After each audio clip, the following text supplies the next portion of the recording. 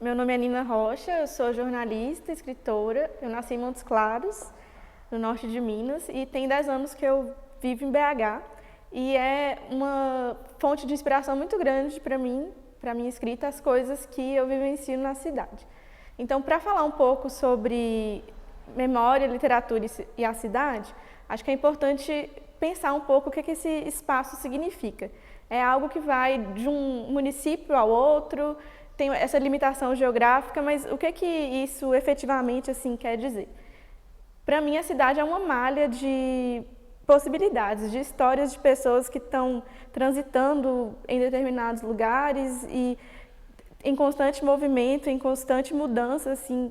Nunca, eu acho que é contraditório pensar nisso, porque os elementos físicos da cidade são sempre muito marcados pela imobilidade, que são prédios feitos de concreto, ou então montanhas, e você nunca pensa nisso como algo móvel, mas tem muitas mudanças que vão acontecendo na cidade que acabam afetando nosso dia a dia, e eu acho que muito do que é interessante de produzir na literatura são, não só na literatura, mas também como em outras formas de criação artística, dizem respeito ao registro dessas mudanças e dessas passagens cotidianas que são percebidas no dia a dia mesmo.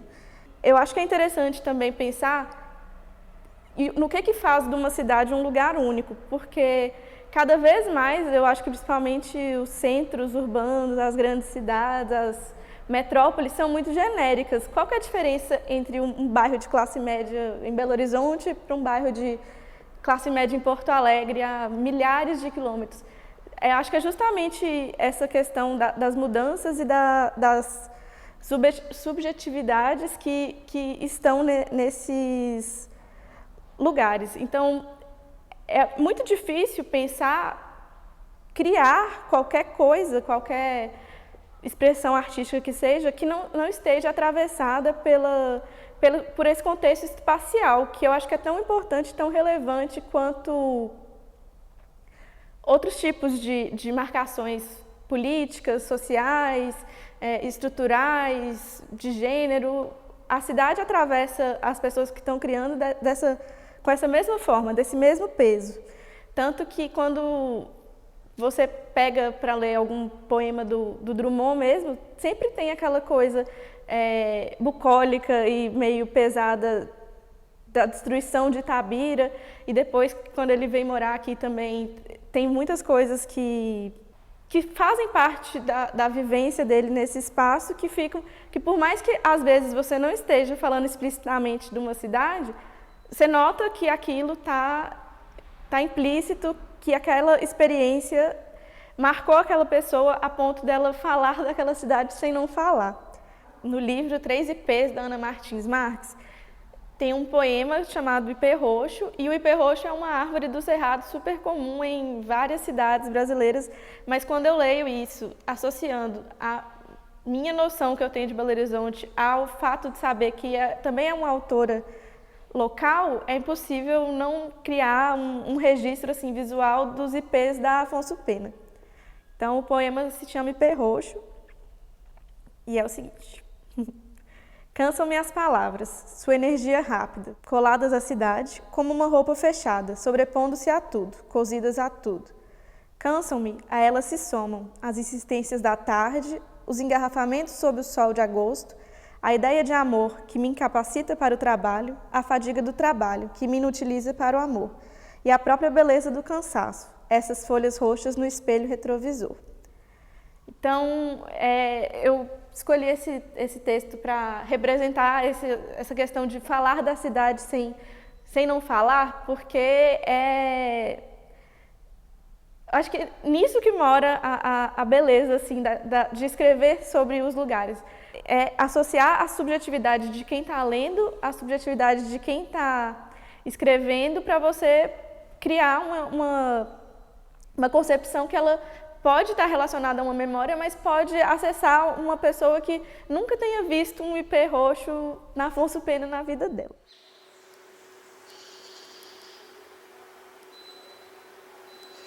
Pensando um pouco nessa questão da subjetividade, eu acho que é essa relação que a gente começa a criar com a cidade que ultrapassa um pouco a questão dos cartões postais, porque eu acho que com uma popularização muito grande da literatura de viagem, dos blogs de viagem, até das redes sociais, existe muito uma cultura da experiência acerca das cidades, assim, que é sempre sobre os lugares majestosos, bonitos, as paisagens que impressionam, os monumentos. E eu não acho que a riqueza de escrever a cidade está dentro disso. Eu acho que é um frame que está fora assim, dos cartões postais e que a gente perde um pouco se a gente ficar preso só nesse olhar viciado. Para mim é muito mais interessante observar a banalidade do cotidiano, onde que as cidades se tornam assim únicas, quais são as histórias que estão sendo contadas ao redor, do que ficar preso só a essas possibilidades assim que são um pouco esgotadas, porque todo mundo já falou da Praça da Liberdade, todo mundo já falou da Igreja da Pampulha, todo mundo já falou sobre a Serra do Curral. Então, o que a cidade tem para oferecer além disso? Tem um poema da Thaís Campolina que fala justamente disso, que chama Inventário Cidade Nova, e está no livro Eu Investigo Qualquer Coisa Sem Registro, que vai sair agora esse ano pela Crivo. Inventário Cidade Nova. 5 marcas de ração, coleiras, brinquedos, pipiquete, caixas de areia, casinhas de cachorro, peixes realistas com catnip dentro, sachês e patês para pets, linhas para costura, agulhas, alguma lã, post-its, canetas, lápis de cor, giz de cera, canetinhas, vários tipos de papel, pincéis, kit aquarela, tinta guache, cola, tesoura sem ponta, cartolina, caderno, pastinhas coloridas, pastas sanfonadas, ecobags, agenda, planner, papel de presente, porta-retrato, squeeze, enfeites de biscuit, plantas de plástico, canecas variadas, dominó, baralho, jogo de varetas, uno, pilhas, serviços de xerox, impressão e scanner. Quantas histórias mais guarda uma lojinha de bairro? E é legal pensar em quantas lojinhas de bairros que existem no ambiente da cidade e que tem todos esses... Se essas coisas estão lá é porque tem uma procura, tem uma história por trás de cada item que tem nesse lugar que merece ser contada e registrada de alguma forma. Então, para escrever sobre essas coisas de cotidiano, eu acho que a gente demora um tempo para treinar um pouco o olhar para conseguir ver as coisas com um certo distanciamento. Não é uma vivência assim, mecânica que você passa nos lugares naqueles lugares que você sempre passa meio automaticamente, mas também não é um olhar de turista, que é uma coisa que se encanta com tudo, porque você não consegue se encantar pelo cotidiano, pelo que é banal o tempo inteiro. Então, você tem que ter um jogo de cintura assim para encontrar um meio do caminho de curiosidade e estranhamento que te permitem enxergar nessas possibilidades da cidade faíscas, assim, gatilhos criativos para pensar em histórias que não necessariamente são de registro, mas que podem servir para criar uma coisa nova. Isso pode ser qualquer coisa, desde o garçom que sempre serve no lugar que você almoça, que mudou o corte de barba dele, ou então um muro que pintaram de azul em vez de pintarem de verde.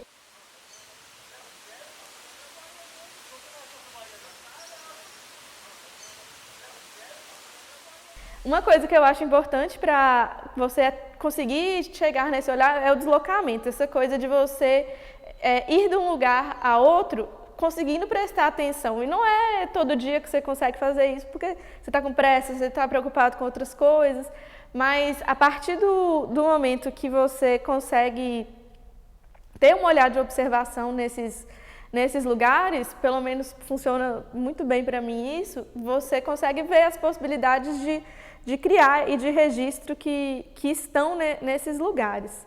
Aí tem um texto que fala um pouco sobre isso, que é esse livro da Olivia Gutierrez, que também saiu pela Crivo em 2018, chama Estar Onde Não Estou. E aí eu selecionei 2 textinhos que falam um pouco sobre esse deslocamento e que também não falam explicitamente sobre a cidade, mas que dá para você entender um pouco que ela está falando sobre Belo Horizonte. tanto pela experiência dela como escritora, tanto pela minha experiência como leitora e como alguém que vivencia essa cidade. O poema se chama Eu Sou Alguém que Passa. Eu sou alguém que passa. No chão de concreto não deixo rastros. No asfalto não deixo rastros. Na calçada de mosaico de pedras não deixo rastros. Eu sou alguém que passa. Existo enquanto soam meus passos. Você me escuta? Quando eu passo, desloco o ar que chega até você. E existo quando esse ar te toca. Você me sente? Eu sou alguém que passa, sua pupila me captura, e eu existo. Quando vira a imagem que se forma no fundo do seu olho e ocupa seu globo ocular inteiro. O globo ocular que se vira até olhar para dentro da sua cabeça. Depois que eu passo, quanto tempo leva para me esquecer? Eu sou alguém que passa, e é muito rápido. Tudo é muito rápido. É urgente, não está vendo? Não é óbvio? Tudo é tão óbvio. Agora eu paro. Eu sou alguém que para. É engraçado que não tem nada que situe isso na cidade de Belo Horizonte, mas eu lembro da Avenida Paraná quando eu leio esse texto. E ainda falando sobre falar da cidade sem falar explicitamente, tem esse outro trecho do poema que se chama Montagem, ou F for Fake, que é o item número 3. O que todo mundo gosta neste apartamento é a vista. A vista é muito longe, muito aberta. Tudo, a serra parede, a serra muro, a vista encerrada. Essa vista me mostra onde eu não estou e não mostra com quem eu não estou. Beleza.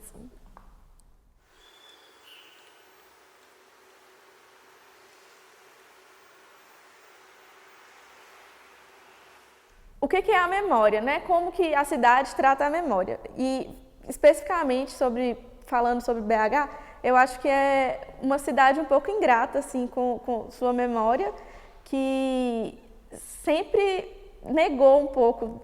Se você parar para pensar, desde a concepção da cidade, que foi destruída, né? O Curral del Rey foi destruído para a construção da cidade e tem pouquíssimos vestígios disso nessa cidade que se construiu, sempre em prol de um futuro muito promissor que viria e que nunca chegou. Você pensa que isso é uma forma da cidade lidar com sua memória. E não é uma reclamação minha, não é uma reclamação atual. O Drummond tem altos poemas que ele escreveu putaço porque demoliram a casa que ele morava no Floresta. E se parar para pensar em outros autores que moraram aqui também, a casa do Guimarães Rosa no Santo Antônio foi demolida para virar um restaurante.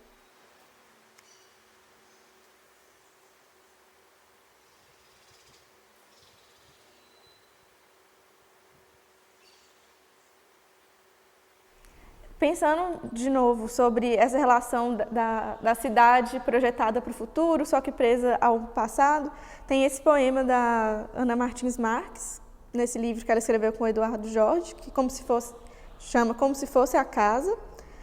E são poemas que ela escreveu numa temporada que ela ficou no edifício JK. E mesmo sem falar em nenhum momento explicitamente que ela estava lá, é impossível você ler sem associar ao lugar. Que sobre esse prédio, pensado para o futuro, se instale um relógio, insistentemente presente. E sobre esse relógio, um céu anacrônico com suas estrelas atrasadas. Ensinam algo às estrelas sobre a distância, algo sobre o pequeno atraso, a pequena demora que é a leitura. Alguém partiu daqui, alguém lançou-se para a frente, puxando, no entanto, um fio forte ou um fraco que o liga à lembrança desta casa. Alguém levou a memória das paredes, dos móveis, dos corredores, das xícaras, das cortinas. Ela olha os objetos em seus lugares e pensa que um duplo deles agora vive em outra cidade, em outros cômodos, como uma casa no interior de uma casa, do outro lado do mar. O outro trecho que eu vou ler é da Cecília Lobo, nesse livro que chama Labiríntica, saiu esse ano, e o poema chamado Sci-Fi. Essa cidade nem existe, essa cidade acabou. Eu lembro o dia exato em que tudo explodiu. Morremos? Nem sei, creio que não, já que outro dia mesmo vi sua indivisível sombra nos destroços da sarjeta da rua Rio Grande do Sul. Eu gosto muito quando tem nomes de ruas e de lugares que a gente consegue visualizar e criar essa imagem, que eu acho que escrever sobre a cidade tem muito isso da imagem visual. Mas é massa quando esse detalhe não compromete a leitura, porque qualquer outra rua de qualquer outra cidade serviria aqui, o que cria uma noção muito universal da literatura. Vou ler agora o conto Senhor do Tempo, que faz parte do livro Papéis, que eu escrevi esse ano. E ele dialoga um pouco com essa noção de encontrar no cotidiano uma coisa estranha e, a partir disso, produzir uma história, uma coisa que não necessariamente existe. E eu gosto muito de brincar com fatos e ficções e deixar a pessoa um pouco confusa em relação ao que é real, o que não é, porque são elementos que fazem parte dessa vivência comum da cidade, mas que, a partir do momento que a gente transforma ela em ficção, a pessoa fica se questionando assim, se aquilo é real ou não. Então, o conto é Senhor do Tempo. Quando Luiz Signorelli e Rafael Berti projetaram o prédio da sede da Prefeitura de Belo Horizonte, na Avenida Afonso Pena, a capital mineira ainda não era o espaço urbano expandido e vertical que é hoje. O edifício, construído em 1935, em uma das principais vias da cidade, marca um estilo único que transita entre o neoclássico e o Art Deco. E um dos seus detalhes mais chamativos é a torre alongada, que guarda em seu topo 4 relógios, cada um voltado para uma regional, instalados em 1937. O Belo Horizontino, de qualquer bairro, precisaria sempre de uma boa desculpa para se atrasar. Há alguns meses, a cidade parece estar parada no tempo. Com a queda do relógio do edifício JK e a retirada das placas digitais que informavam hora e temperatura, restam poucas opções para quem não gosta de relógios de pulso ou prefere não correr o risco de ser furtado na Praça 7. A população, que antes podia contar com os ponteiros clássicos e os algarismos romanos do relógio exemplar da prefeitura para se orientar, desde 2019 não tem mais essa possibilidade. Por desgastes e falta de manutenção, cada um dos 4 relógios do prédio exibe um tempo diferente. Para quem desce do Mangabeiras, o dia está sempre mais cedo, mas o fuso horário de quem vem da Cristiano Machado não é o mesmo. O relógio da prefeitura não é um relógio qualquer. Cheio de minúcias, o maquinário está tombado pelo patrimônio estadual histórico e é diferente dos demais. Seus mecanismos específicos e pesados, produzidos há quase um século, exigem um conhecimento técnico avançado, algo escasso em um tempo em que a maioria das pessoas abdicou do uso de relógios e consulta os horários em telas. A última reforma, realizada em 2009, foi feita por Aldair Ramos, um senhor que comandava uma empresa especializada em reparações de relógios de edifícios antigos. A prefeitura chegou a procurá-lo para resolver o impasse do tempo, mas a Pontos e Ponteiros Limitada fechou as portas em 2012, quando Aldair faleceu de causas naturais. Chegaram a fazer contato com o relojeiro da Igreja São José, eram vizinhos afinal, mas o responsável declinou a oferta de trabalho porque não se envolvia com relógios sem sinos. A última solução foi abrir uma licitação para profissionais de todo o Brasil com interesse em consertar o relógio.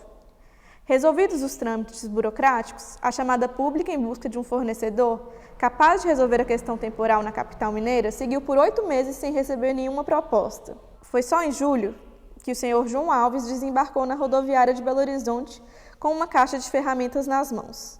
O boato entre a comunidade relojoeira era que não existia no Brasil um homem capaz de lidar com os ponteiros do relógio da prefeitura de BH.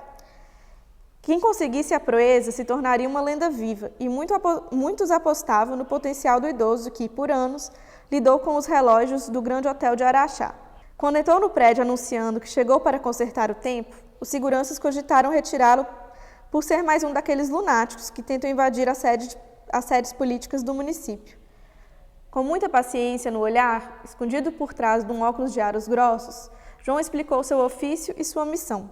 Uma funcionária pública encaminhou o relojoeiro para o departamento de contratações e, depois de algumas burocracias municipais, ele estava apto a consertar os ponteiros mais importantes da cidade. O decreto ainda não foi publicado no Diário Oficial do município, mas aparentemente o tempo em Belo Horizonte em breve irá voltar.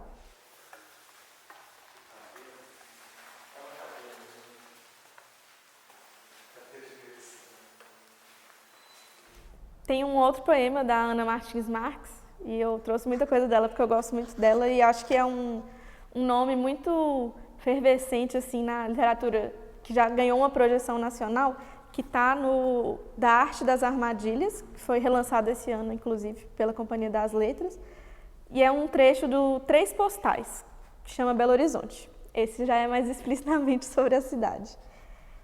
E ele é bem curtinho, mas é muito legal, porque eu acho que tem uma relação de Belo Horizonte ser sempre um lugar para qual você pode voltar, que ela vai estar, a cidade vai estar sempre aí, sem muitas mudanças estruturais, pronta para acolher as pessoas e suas histórias. Um dia vou aprender a partir, vou partir como quem fica. Um dia vou aprender a ficar, vou ficar como quem parte. É isso. Para finalizar, vou ler um poema meu, que está no Em Obras, que é um livro de 2020, que saiu pela editora Urutau, que chama Praça 7. O vento que bagunça os véus de noivas dos prédios, à espera, em eternas construções. As cozinheiras apressadas que derrubam panelas de ferro no andar de cima. O teatro reformado, onde ninguém mais se encontra, em cima do palco. Os ternos com cheiro de mofo que correm, pois tem pressa. Foto na hora, foto. Para estampar o passaporte ou ficar perdido na carteira da avó. Os guarda-chuvas que pintam as marquises antes da água tocar no chão. Rápido, pois não podemos deixar esfriar. Os pés, nem o mercado de compra e venda ouro. E tem um outro, que é bem Belo Horizonte também. O outro poema chama Em Belo Horizonte, muito explícito também sobre a cidade, e é sobre o nome das linhas de ônibus que tem aqui. Em Belo Horizonte, você pode tomar ônibus para Califórnia, Havaí, Nova York, Ipanema, Filadélfia, Paraíso e Pompeia. Milionários, funcionários, Diamante, Goiânia, Jardim Europa, Providência, Saudade, Jardim Felicidade e até para Xodó. Eu acho que tudo que a gente produz acaba sendo perpassado por essas noções, assim, das pessoas que a gente esbarra, não necessariamente as pessoas que a gente conhece, mas das experiências mesmo que a gente tem nesse espaço comum que é a cidade, que por mais que às vezes soe um pouco bobo você falar que a cidade é de todo mundo, coisa meio óbvia, porque tem várias questões que nem todo mundo tem acesso a vários lugares, tem muitos problemas assim de mobilidade, de segurança, de acesso, mas é um lugar que a gente está, sabe? Que a gente tem essa presença física mesmo que é compartilhada. Eu acho que é uma experiência que vai moldando a relação que a gente tem e que é impossível pensar em qualquer tipo de produção, qualquer tipo de criação, sem pensar esse atravessamento pela cidade e pelas histórias que estão inseridas nela. Então, mesmo se daqui 20 anos eu estiver em outro lugar do mundo, com certeza essas noções relacionadas a não só a Belo Horizonte, mas a outros lugares que eu passei, estive, permaneci, vai continuar assim, enraizado no que eu escrevo, ou no que eu crio e no que outras pessoas criam e escrevem também, que não tem como se desassociar. Tem o livro novo da Flávia Peret, que é um livro sobre Buenos Aires, mas logo na introdução ela fala, este é um livro sobre a Argentina, mas como que você pensa a Argentina sem pensar o Brasil, sem pensar as experiências que ela, como autora, viveu nesses dois lugares? Então, acho que é muito bom você usar esse espaço tão rico, tão plural de histórias como uma desculpa para você inventar, para você escrever, para você ler e construir novas narrativas e novas histórias mesmo.